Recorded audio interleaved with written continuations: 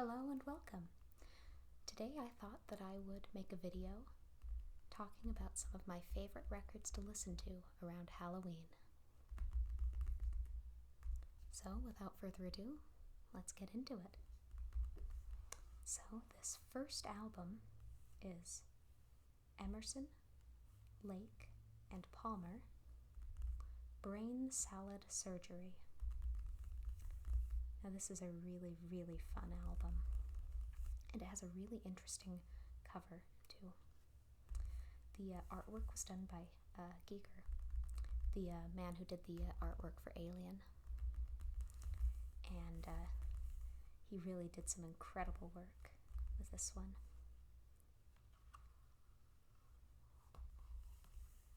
Very fun design to the record itself.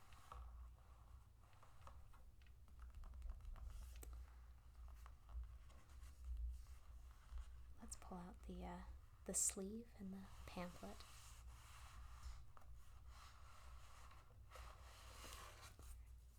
Here we go.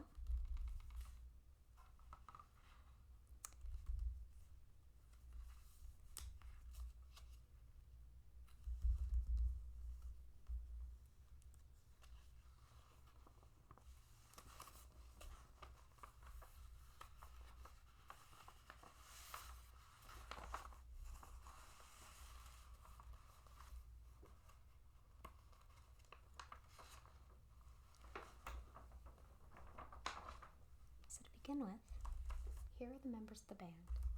We've got Carl Palmer, the percussionist, really one of the greatest percussionists of the 70s, I think. Progressive rock, which is the genre of ELP, is kind of the genre that you go to as a percussionist if you want to show off. So there's a lot of really, really incredible drum work. And Carl Palmer is, I think, one of the best. Then over here, you've got Greg Lake. He mostly plays bass and sings lead vocals, though also if there is a guitar in an ELP song, Greg Lake is the one playing it. But generally, their music doesn't feature guitars. It's almost entirely drums, bass, vocal, and synthesizer. And the synthesizers are, of course, played by Keith Emerson,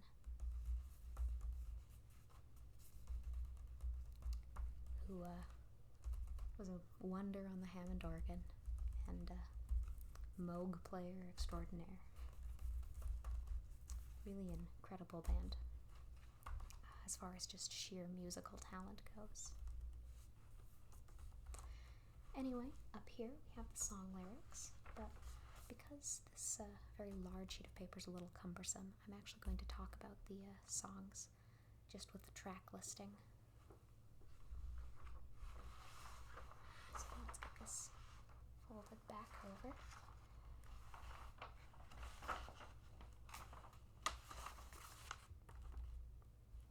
And then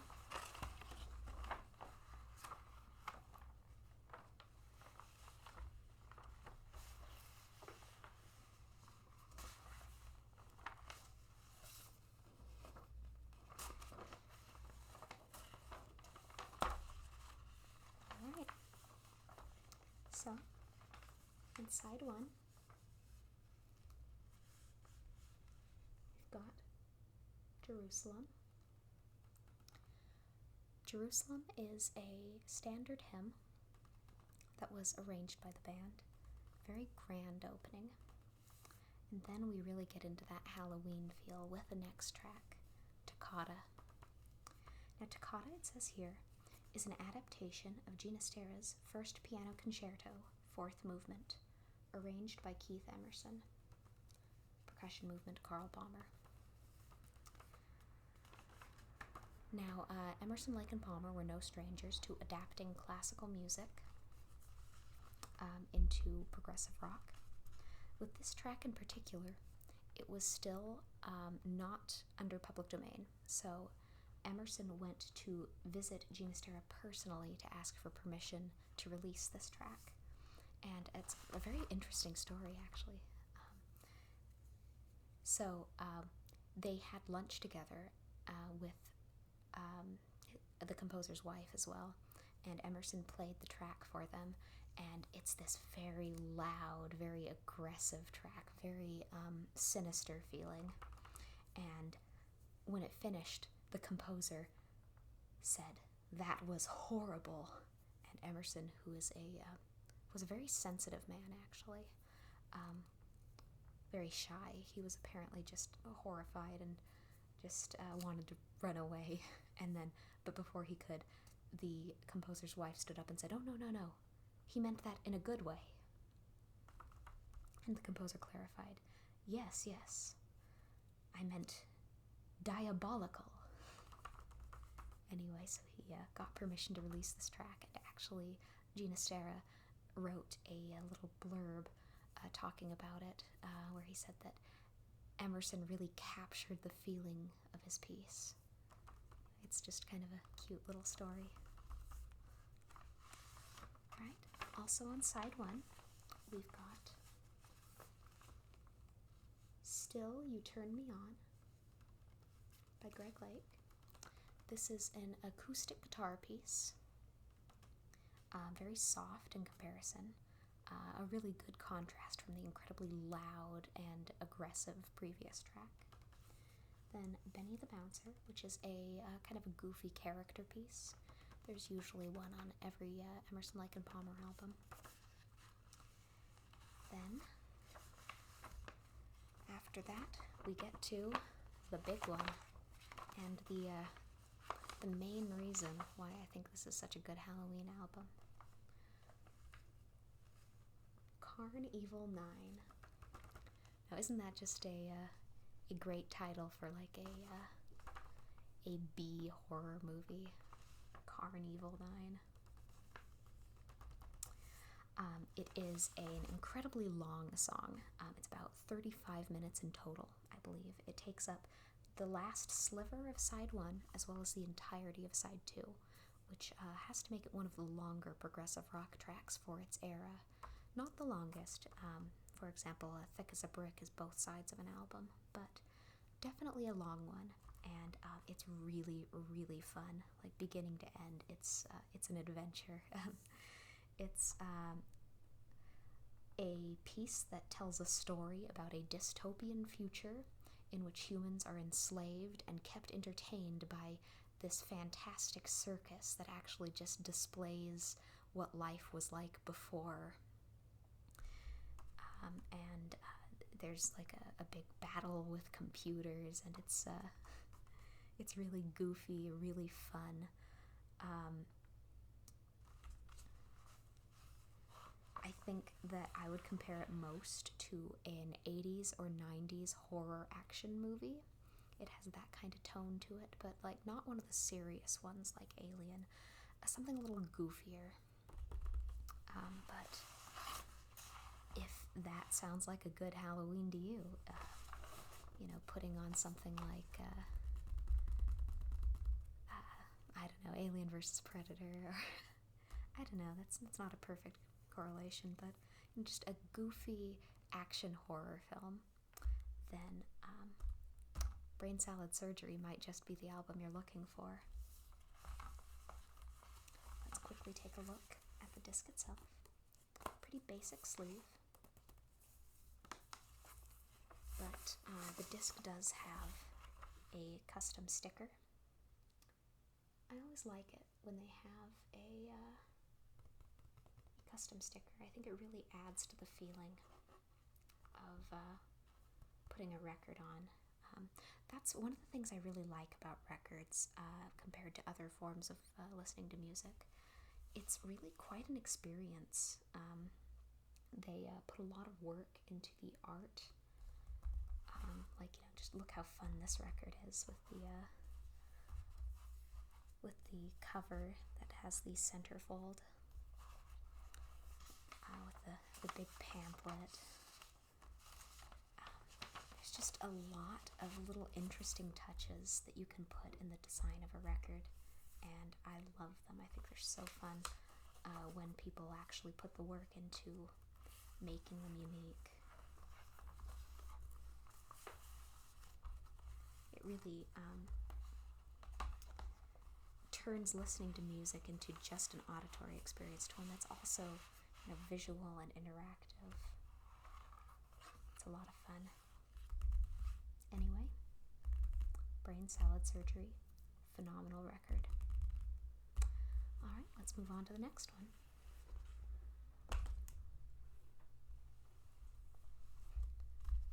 Now, isn't that a cover?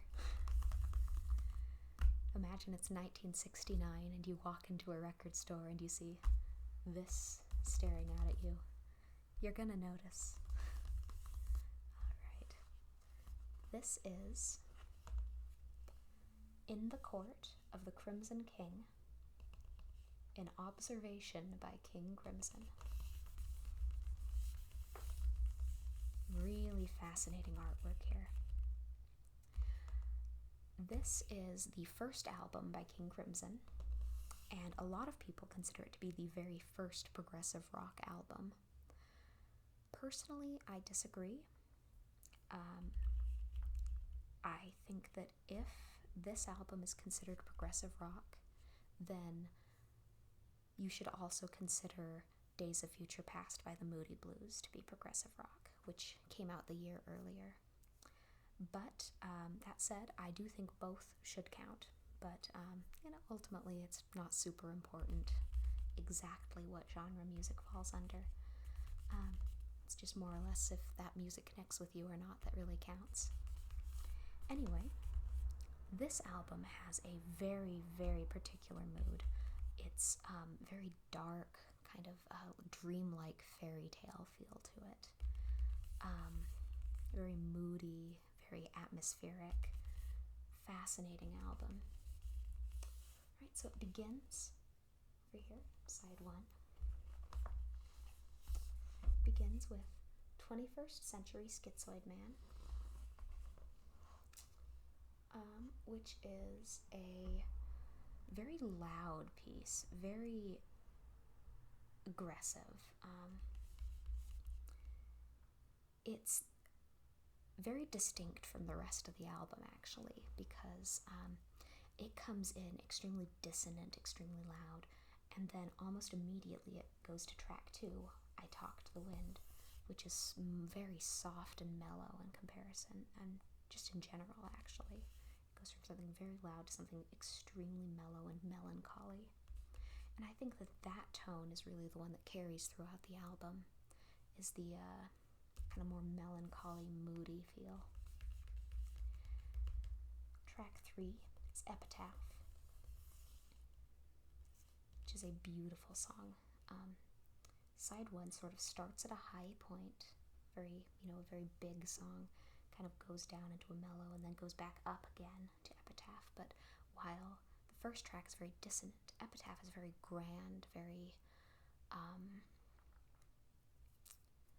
poetic. It has a really soaring vocal performance by Greg Lake, actually. This was the first band that Greg Lake was in. And really a standout performance by him. And the lyrical work is also phenomenal. All the lyrics in this album were written by Peter Sinfield. And they're extremely good lyrics. I'll go ahead and read the first paragraph, I think. The wall on which the prophets wrote is cracking at the seams. Upon the instruments of death, the sunlight brightly gleams. When every man is torn apart with nightmares and with dreams, will no one lay the laurel wreath as silence drowns the screams. Very dark imagery, very beautiful in its own way, though. Right, that ends side 1. Then we go to side 2, which has Moonchild as the first track. Moonchild is another very atmospheric piece. The beginning has almost a kind of a children's song feel to it, very fairy tale-ish, but in a very sad way, a very lonely way. And then that fades, the more simple melody fades into an instrumental segment that is very sparse, almost ambient. Sorry, a very loud car just drove by. But anyway, yes, it has very sparse instrumental section. It's incredibly moody, very thoughtful.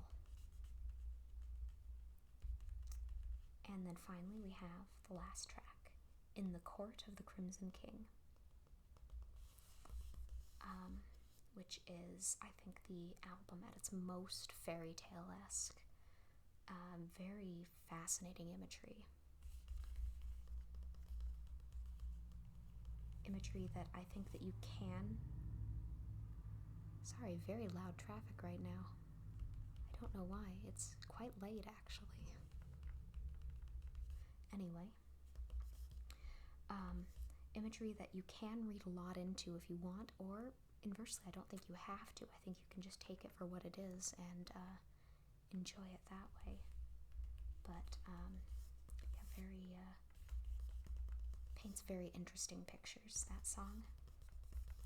And yeah, I think the album as a whole does too.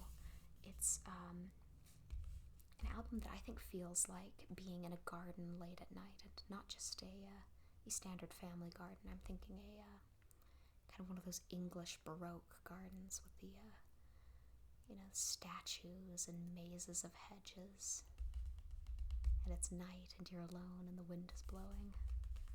I don't know, that's kind of the feeling I get from this album. I compared the last album to an action horror film. This one I would compare to something like Pan's Labyrinth. So if that sounds like a good Halloween to you, sitting down with a more symbolic, a symbolism-laden, artistic horror movie with a lot of kind of whimsical feeling to it, but still a lot of darkness, like Pan's Labyrinth, I would absolutely recommend In the Court of the Crimson King.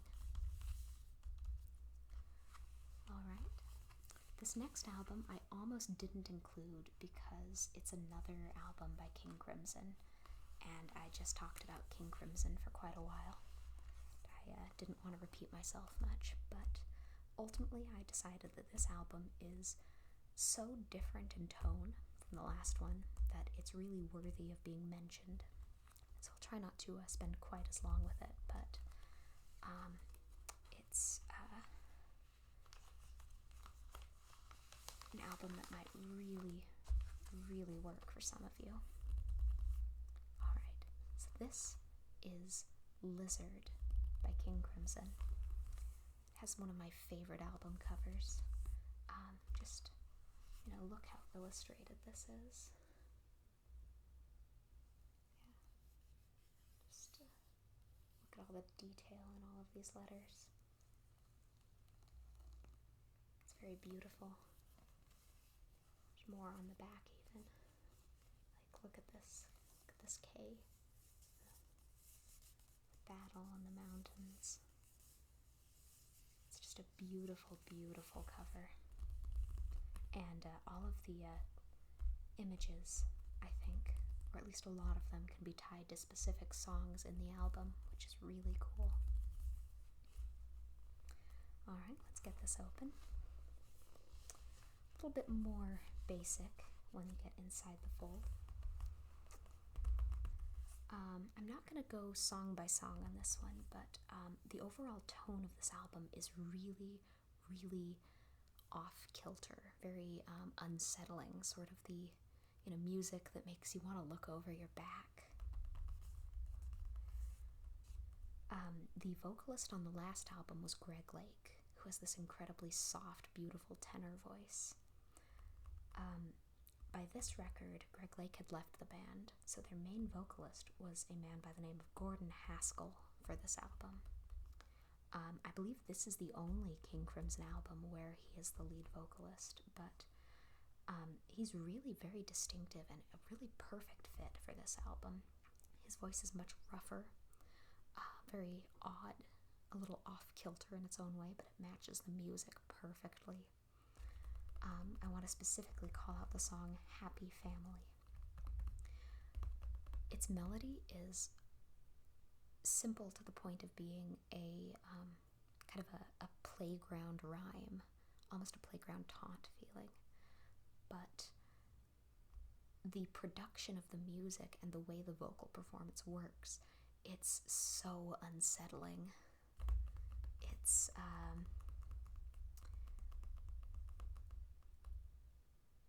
I suppose since I've been comparing these to movies, I don't have a specific movie that I'd compare this album to, but it feels like an evil clown. I hope that's an effective description.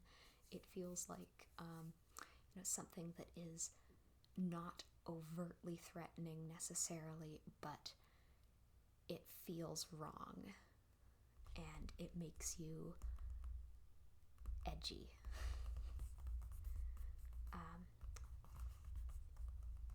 And I also want to specifically talk about the Side 2 track. This is an album where the entirety of Side 2 is one piece of music. I believe this is one of the earlier examples of that, actually. Not the very first. I believe the very first was done by Procol Harum, and The Nice also had a really early example, but this is one of the very earliest. This is before Close to the Edge, before Supper's Ready. Anyway, and it's an incredible piece of music. It has multiple different sections, as these songs often do. The first one, Prince Rupert Awakes, features a very interesting guest vocalist. They brought in John Anderson from the band Yes. And if you're familiar with the band Yes, then you'll know that John Anderson has this incredibly distinctive voice, and I'll just describe it a little if you're not familiar.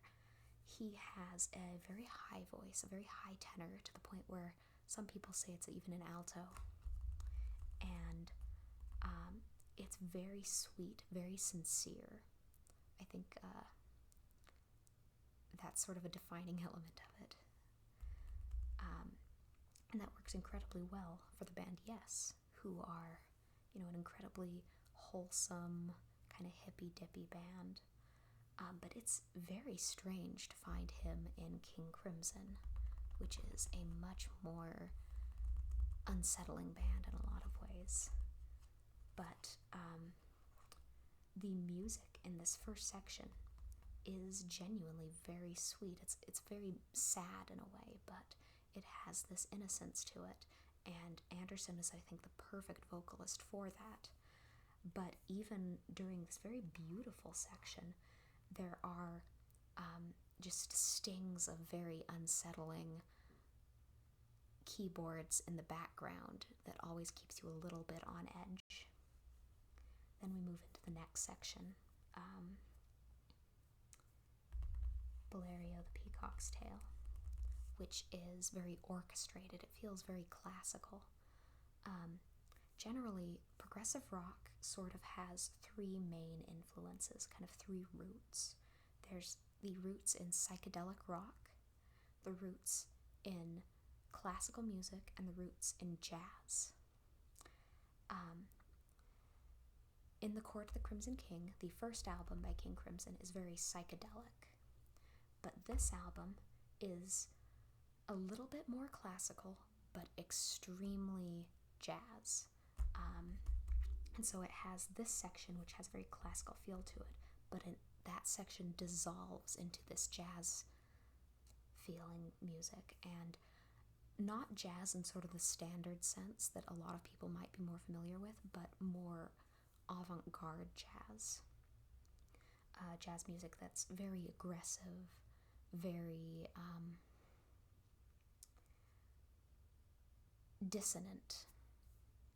And I think that is really the main inspiration for this album, is sort of the dissonant avant-garde side of jazz music. Anyway, so yeah, this is just an incredible piece of music. It goes from this very sweet, sweet song into this very grand classical feeling song, and it just sort of melds into jazz, and it weaves elements of the others throughout it, but ultimately it just sort of becomes increasingly sinister. Very fascinating piece of music.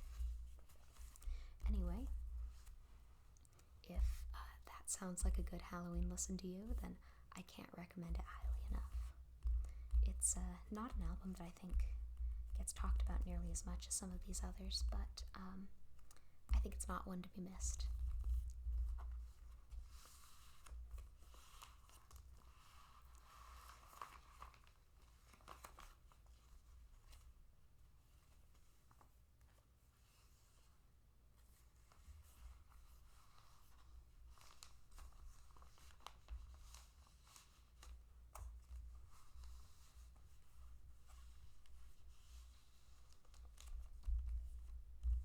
Alright then, finally let's get to the last of the albums that I have selected, my personal favorite for Halloween listening. Blue Oyster Cult, Secret Treaties. Now,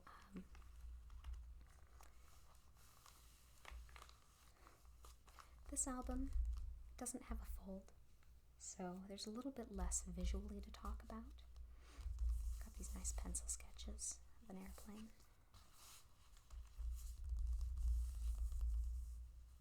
It does have an interesting sleeve.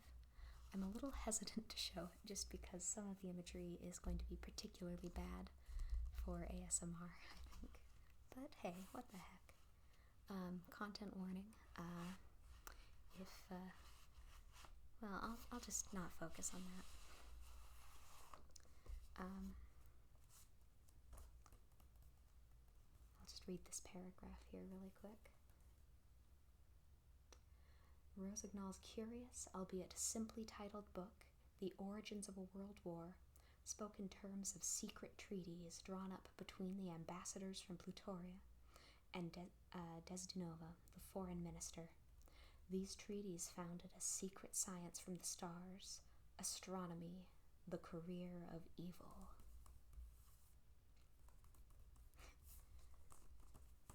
Blue Oyster Cult always had a very theatrical nature to them. Yeah, that's a pretty unpleasant picture there. Anyway, there's a very theatrical nature to Blue Oyster Cult. Very enjoyable though. Here we've got a pretty basic sticker, but I think it's very effective for them. It's not the standard label one. I think it's one that was specifically chosen to work for the band, which is always good. So this album to me feels the most like kind of 70s and 80s paperback novels.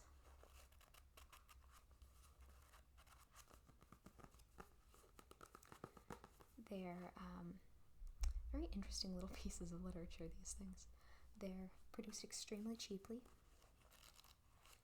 and the entire purpose of them is to be as shocking as possible, because that is the way you inspire people to pick them up and read them. And I feel that mood is perfectly captured in this album. Let's look at the track listing. I'll demonstrate a little bit. So it opens with Career of Evil, starting off strong. Then just a bunch of really, really fun, energetic tracks. Subhuman, Dominance and Submission, ME 262. That is, I think, the track that is most invoked by the imagery of these airplanes. It's a very war, kind of atomic bomb feeling song, but extremely high energy and very fun music, which is a kind of a theme of this album. It's very fun, upbeat music with lyrics that are kind of over the top, evil and sinister. Well, that might be overselling it, but they're in the same way that 70s horror novels are. They are definitely trying to push buttons, I think, but in a very self-aware kind of way. I am less familiar with Blue Oyster Cult than some of these other bands, so people who might know them better, if you are hearing me say that Blue Oyster Cult is very self-aware and kind of tongue-in-cheek, and you think that that's entirely off base, then I'm going to trust your word for it. That's just the impression that I get listening to this album. This is really the only album of theirs that I'm incredibly familiar with. I've listened to some of their others, but this one's just by far my favorite. Anyway, side 2 begins with Cagey Cretins, then goes into probably my favorite sequence of 3 songs in almost any album. We've got Harvester of Eyes, which is extremely funny in my opinion.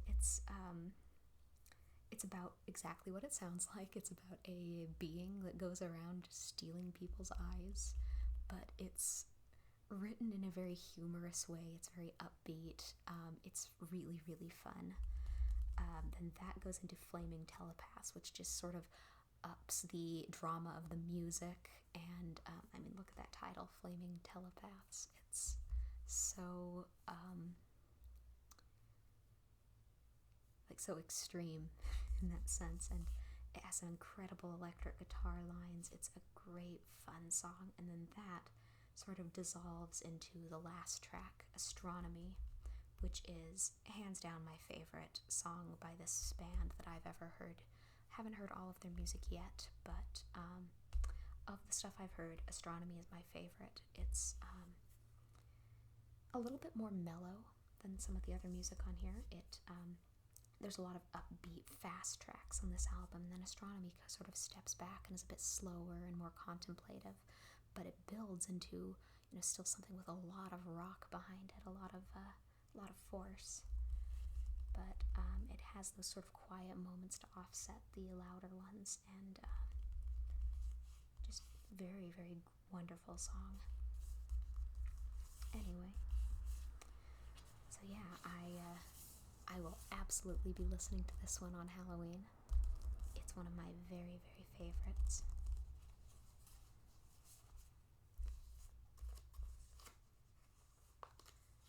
And those are the albums that I had selected to talk about. So, hopefully it's given you some ideas of maybe something fun to listen to this Halloween. And clearly I am someone who likes a fairly specific scope of music, and I listen to a lot of music, but I definitely sort of gravitate towards 1960s, 1970s music, sort of in the more produced side of things, stuff like progressive rock or art rock, and also a lot of folk rock. And those are the genres that I have the most experience with, and I don't have the biggest record collection in the world. So if there are notable albums that are missing from this, I'd love to hear about them, and please do leave them in the comments. I'm not anticipating getting very many views on this, so chances are good that if you'd like to have a discussion, I will be there and happy to talk. I love music, and I'm always happy to talk about it.